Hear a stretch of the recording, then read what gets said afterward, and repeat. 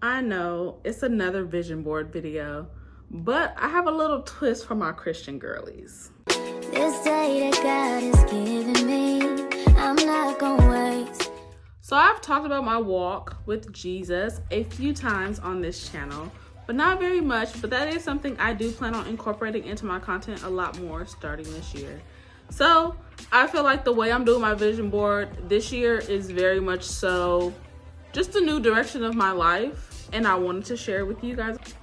So I decided to do my vision board like this year because I do feel like sometimes when I'm watching videos about vision boards and everyone's manifesting and everyone's asking the universe,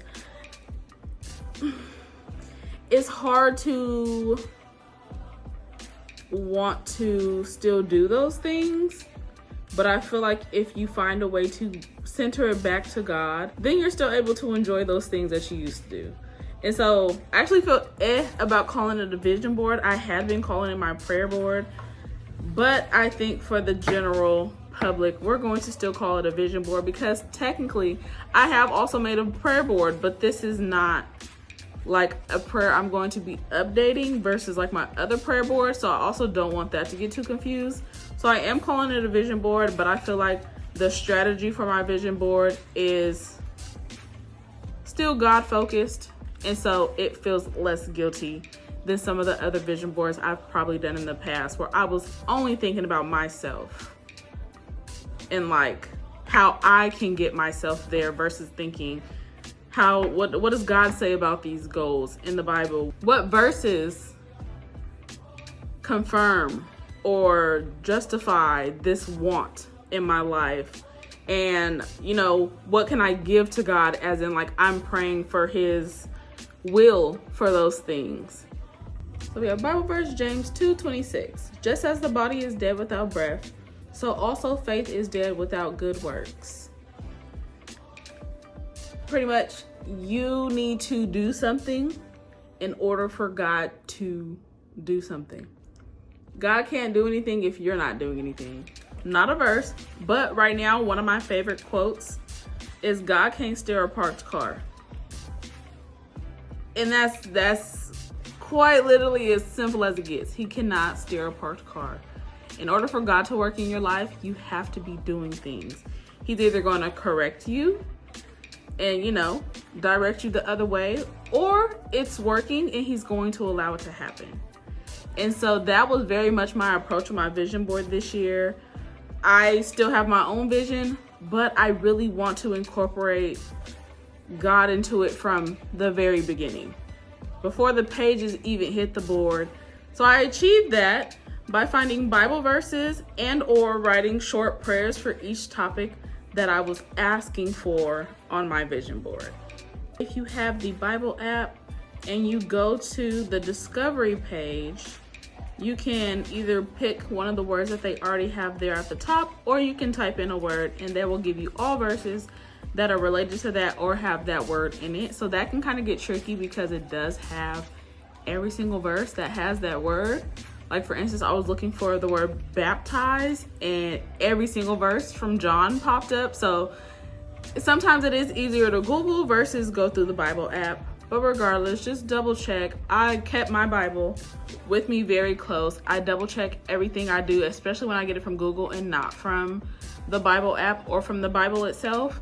But I'm not well versed enough in the Bible yet to just like pick a verse and go find it. And so digital Bibles were a lot easier for me. Some of the verses and prayers I wrote on the back of the paper itself, and some I wrote on a card that will be put behind the pictures on the vision board. I've printed out all my pictures, wrote all my verses and prayers, and now it's time to put our vision board together.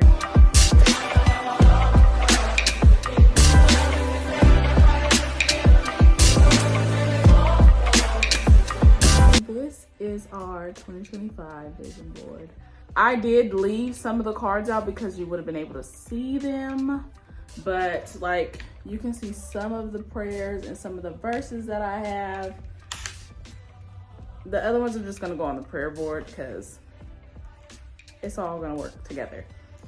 I did print off a lot more pictures than I needed, but I felt like if I was trying to put everything on there and fill like every gap, it would have been way too crowded. And so I do kind of like the minimalist version of it better. And on top of the fact is I don't have very many goals this year. Like I feel like my main goal is just my health. I'm going to be consistent on social media, and I'm hoping that that will pay off with followers and subscribers. But at the same time, social media for me is not like, if it happens, it happens. I create because I like to create. Very high priority for me to get baptized this year because I was supposed to do it last year, but I was always out of town the week they did it. A text from God saying, I gave you that dream for a reason. And I very much believe in that. And though this is kind of how this even came into fruition. It's like he gives you the visions. And if you're seeing it wrong for whatever reason, he gonna let you know. But I don't think that it is wrong to put what's in your heart and in your mind out here, but I do think you need to keep him with you.